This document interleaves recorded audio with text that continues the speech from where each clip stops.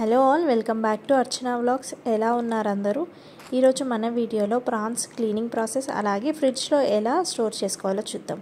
ముందుగా మార్కెట్ నుండి ఇలా షెల్ రిమూవ్ చేసిన రొయ్యలు అయితే తెచ్చుకున్నాను. ఇక్కడ మీరు వీడియోలో చూస్తున్నారు కదా, రొయ్య పైన బ్లాక్ కలర్ లైన్ అయితే కనిపిస్తుంది కదా, ఇది వచ్చేసి రొయ్యల డైజెస్టివ్ పార్ట్ అన్నమాట. సో ఈ వీన్ అయితే మనం రిమూవ్ చేయాలి.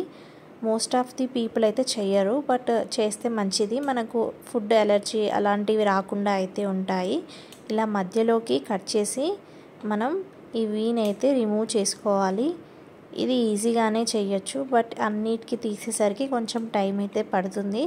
బట్ ఇవి తీసేసి మనం తర్వాత వీటిని అయితే కర్రీ చేసుకోవాలి, అప్పుడే మనకు కూడా హెల్త్కి మంచిది. సో ఇలా అన్నీ కూడా రిమూవ్ చేసేసి ఒక బౌల్లోకి వేసుకోండి. మీకు ఇలా ఎలా కంఫర్ట్గా ఉంటే అలా కట్ చేసి వీన్ అయితే రిమూవ్ చేసుకోండి. మనం మధ్యలోకి కట్ చేస్తే మాత్రం చాలా ఈజీగా ఇలా రిమూవ్ అయితే చేసుకోవచ్చు.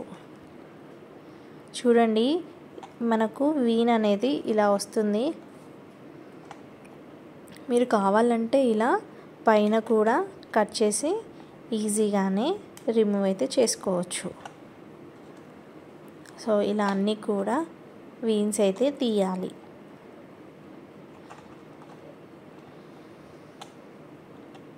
ఇప్పుడు వీన్స్ తీసేసిన రొయ్యలు ఒకసారి చూడండి, మనకు ఇప్పుడు పైన బ్లాక్ కలర్ లైన్ అనేది కనిపించడం లేదు. ఇప్పుడు దీనిలోకి వాటర్ వేసుకొని రొయ్యలన్నిటినీ ఒకసారి మంచిగా కడిగి ఇప్పుడు వీటిని తీసి ఇంకొక బౌల్లోకి వేసుకోవాలి.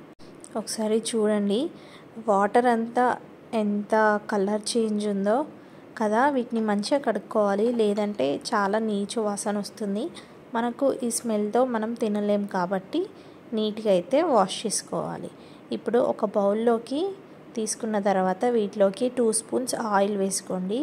అలాగే 2 స్పూన్స్ రాక్ సాల్ట్ వేసుకొని మొత్తం అన్నీ కూడా వీడియోలో చూపిస్తున్నట్టుగా వాష్ చేసుకోండి. ఇలా వాష్ చేస్తే మనకు కర్రీ అనేది నీచు వాసన లేకుండా ఉంటుంది. ఇప్పుడు ఇలా వాష్ చేసుకున్నవి అన్నీ కూడా ఒక బౌల్లోకి తీసుకోండి. చూడండి, రొయ్యలు అనేది మనకు నీట్గా వాష్ అయిపోయాయి. ఇప్పుడు స్టవ్ పైన ఒక ప్యాన్ పెట్టుకొని ఈ రొయ్యలన్నిటినీ వేసుకోండి. అడుగు భాగం మందంగా ఉన్న ప్యాన్ పెట్టుకోండి. ఇప్పుడు దీనిలోకి 1 స్పూన్ పసుపు, 1 స్పూన్ సాల్ట్ వేసుకోండి. చూడండి, ఒక 5 మినిట్స్ తర్వాత రొయ్యలలో ఉన్న వాటర్ మొత్తం రిలీజ్ అయిపోతున్నాయి. మనం ఇక్కడ వాటర్ అయితే ఏం యాడ్ చేయొద్దు, జస్ట్ డైరెక్ట్ అలాగే స్టవ్ పైన పెట్టేసుకోండి.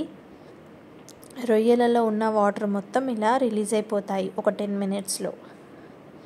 ఇలా లో ఫ్లేమ్లో పెట్టి వాటర్ అన్నీ ఇలా ఆవిరైపోయేదాకా కుక్ చేసుకోవాలి. మనం ఇలా కుక్ చేసి ఫ్రిడ్జ్లో ఒక 10 డేస్ అయితే స్టోర్ చేసుకోవచ్చు. ఇప్పుడు వీటిని డైరెక్ట్ కర్రీకి లేదా బిర్యానీకి ఇలాగే యూజ్ చేసుకోవచ్చు. Thank you for watching. See you all in next video.